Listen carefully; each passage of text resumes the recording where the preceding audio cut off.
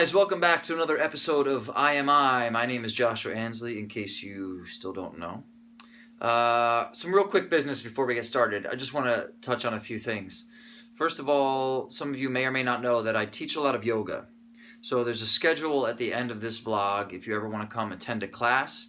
So if you like the philosophy mixed with a little bit of sense of humor and take that into some movement, I sing at the end of each class too with live music. So if you're ever interested, that is the schedule at the end of the class. Or if you're ever interested in any privates, I can do that as well. Also any Reiki healing, and that can be local or we can do remote healing. So we can do that over Skype or over the phone, either way. So yeah, contact me if you're interested in that. Also, I am leading a retreat to St. John, a yoga adventure retreat to St. John in April 30th through May 7th. It's going to be fucking fantastic. It's going to be yoga, hiking, sailing, healing techniques, all kinds of really awesome shit. So if you're interested in an amazing life-transforming experience with me and some incredible teachers, then just reach out and we can make that happen. So, all right. This week, I don't often get very much feedback on the vlogs, and that's okay. But when I do, I don't really give a shit. But I try to, take it in and see what can adjust. And apparently, last week, everybody was just throwing up all over the place. So we're going to keep it real simple this week and not be flipping anything around. Nice and easy, right? Though, I will say, I talk about it a lot, about changing our relationship to the world, and that's where the suffering is caused. And really, we spend so much of our lives trying to stay away from being uncomfortable. So much of our lives.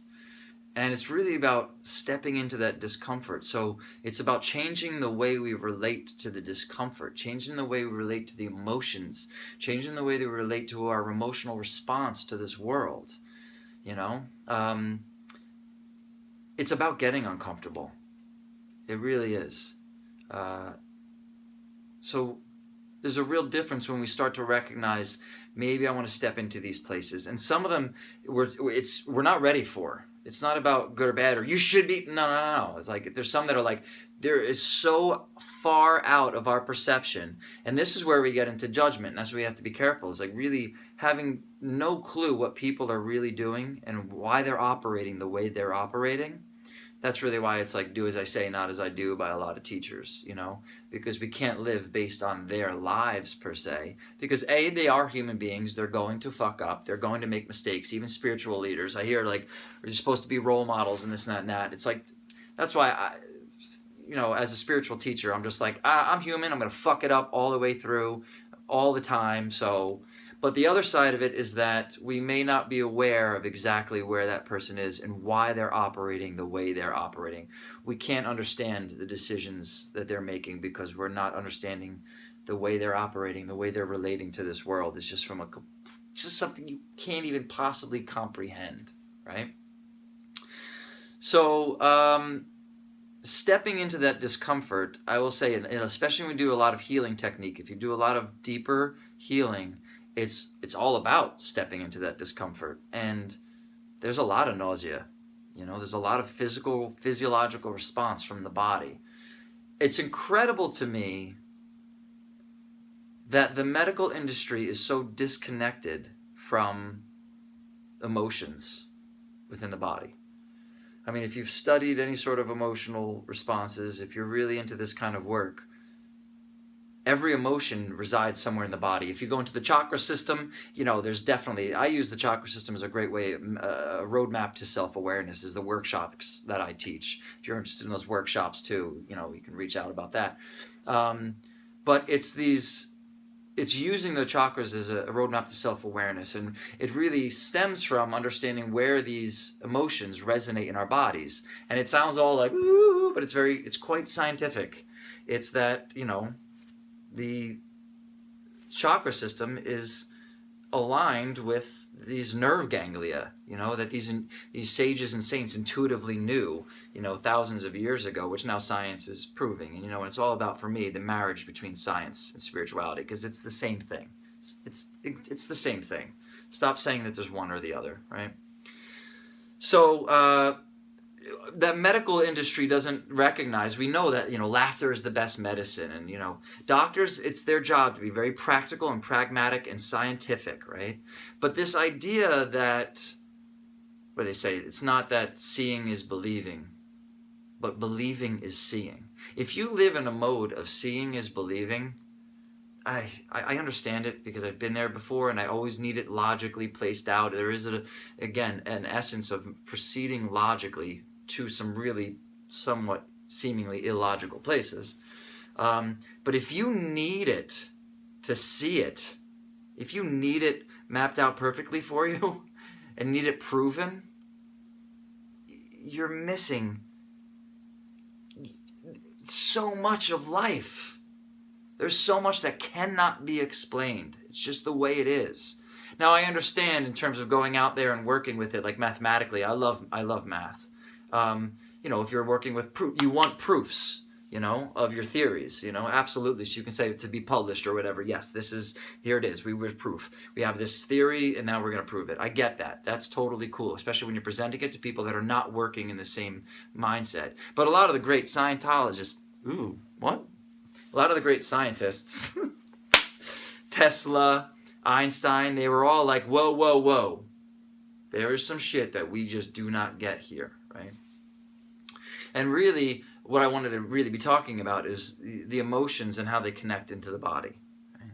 And understanding that I've talked about moving from the subtle to the gross. So we really do manifest our bodies, And, I mean, it's very much understood that if we just eat right and we work out, release endorphins, all that kind of stuff, and we drink a lot of water and we meditate and we breathe deep and all this kind of stuff regularly, life would be fucking fantastic. But we never really do that, do we? We don't do that regularly. Why? Because it sucks and it's uncomfortable. And the Gita says, that which starts sweet ends bitter. That which starts bitter ends sweet. I think it doesn't matter. Same message, right? So that which starts bitter ends sweet. So I know in my life now, I'm basically seeking out the most uncomfortable. It doesn't mean to try to make my life difficult. It doesn't mean to try to cause myself pain, because you don't want to be like, bringing ourselves down in some way. I'm not worthy. It's none of that. It's none of that. It's, as I always say, if we come back to the place of self-love and understand that we are absolute love at our core, that underneath all this stuff, we are absolute, divine, perfect love, then that would change every want, every desire that takes us into the world, right? And then that would change the way we operate in this world. That would change the way we do things. We would be drawn towards the healthier things. We would want that healthy food. We'd want the water. We'd step into that discomfort. We'd be like, oh, I get it, because I know on the other side of this is going to be something more beautiful than I could ever imagine. So it's hard to see at first, but understanding that our emotions are connected through our bodies. And the next time we start to have emotions, we do it so generally. I'm happy or I'm sad. Like, there are myriad emotions, right? And as we start to understand where those emotions are resonating in our bodies, we allow ourselves to live through those emotions, and we allow ourselves to release those emotions through the body. There's actual physical healing that comes from that. And that's what yoga, the physical hatha practice of yoga is about, is opening up through these body into deeper and deeper levels of the fascia and the tissue and the muscle to really release stuff that's held. Because if you get scared, which we do in life, right? Somebody scares you, you go like this and you hold, right? So if we grew up in traumatic circumstances where everything was afraid, or you were afraid, regardless of what was happening, if you, for some reason, your perception was one of fear, so now it's not just one event and you release. It's like this all the time, and you never know if you're safe. You're holding this all and you still don't even know it. And when you finally do some yoga and release it out, it's life transforming, and it's uncomfortable, and it's painful, and you might even throw up all over the place. It definitely happens. So if you're interested in throwing up all over the place, let me know. Come on a yoga retreat. Come to a class or do some Reiki, and I'll fucking having you throwing up all over. Peace, bitches!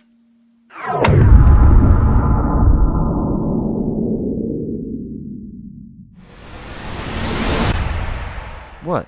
Too much?